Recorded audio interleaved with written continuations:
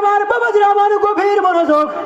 জিবরাইল আলাইহিস সালাতু ওয়াস সালাম ডেকে বলেন, ইয়া রাসূলুল্লাহ, ওগো নবীজি, আপনি তাড়াতাড়ি করে বুরাকে কদম দেন, আর মুহূর্ত দেরি নয়, আর থাকা যাবে না, এখনই আপনার এই সফর শুরু হয়ে যাবে, এখন থেকে নিয়ে আপনার সফর শুরু হবে।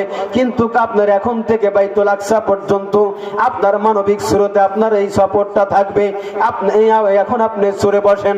জিবরাইল আলাইহিস সালাতু ওয়াস সালাম এবার আমার নবীকে যখন নিয়ে এবার বুরাকের সামনে যখন হাজির হয়ে গেলেন, বুরাক এক কদম নাই দিতে বাইতুল আকসা মসজিদ পেয়ে গেলেন।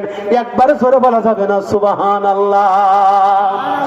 বাইতুল আকসা মসজিদ যখন আমার নবীজি ওইখানে যা নামলেন, নামার সাথে সাথে দেখতেছেন কে জানো ইকামত দিচ্ছেন, ইকামাতুস সালাত যখন ইকামত দিচ্ছেন আর সকলে কাতার সোজা করতেছেন, আমার নবীজি ডেকে বলতেছেন, হুজুর, আজকের এই বাইতুল মুকাদ্দাসে আপনারা আজকের এই বাইতুল মুকাদ্দাসে আপনি ছাড়া ইমামতি করার যোগ্যতা কারো নাই, অতএব আজকে এখানে আপনি ইমামতি করবেন। একবার জোরে বলা যাবে না সুবহানাল্লাহ?